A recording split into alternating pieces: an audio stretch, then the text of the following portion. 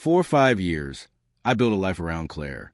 Her smile lit up my quiet world, and for a long time, loving her felt effortless.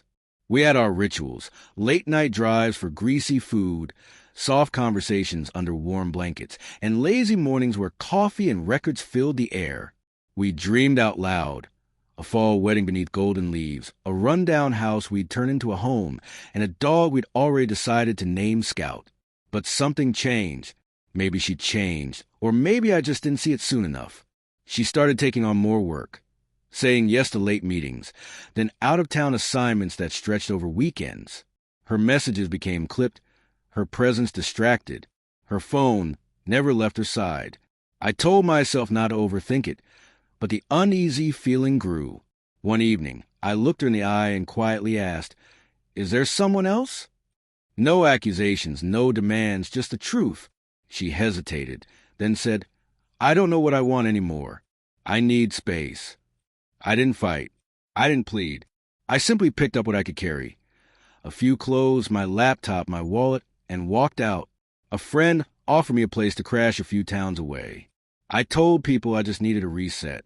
But behind closed doors, I was unraveling.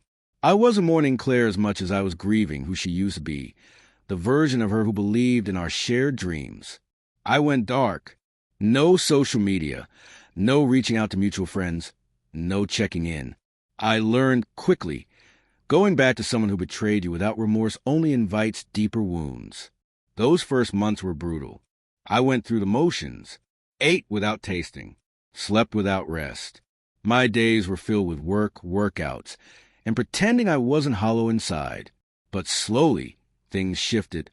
By the 6th month, I laughed again, not the forced kind, but real, gut-deep laughter. By month 10, I signed a lease on a small apartment. I painted the walls myself, built some furniture. I even adopted a dog, not Scout, but a scrappy little mutt named Milo. Then, exactly a year after I left, she came back. It was a quiet Sunday morning. I just finished a run, music blasting in my ears, sweat dripping down my back. I turned a corner, and there she was, Claire. She looked different, a little thinner, tired. Her eyes were puffy, and in her hands was an old photo of us by a lake, back when everything still felt full of possibility.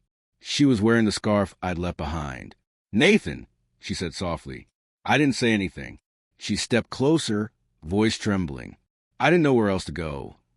I didn't invite her in. She held up the photo. "I've been carrying this with me, trying to find the courage to call. I kept thinking I didn't deserve to." She wiped a tear. He was thrilling, unpredictable, but he vanished when I needed him most. "You were steady. You were real. And I let you go." For a brief moment, something inside me cracked. I remembered how it used to feel, the warmth, the love, the dreams. But I also remembered the silence she left me in, the slow unraveling of trust. The nights I cried alone, rebuilding myself piece by piece. She reached for my hand, and I stepped back.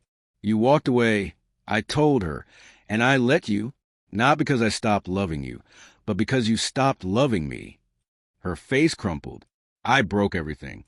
I thought you'd come back."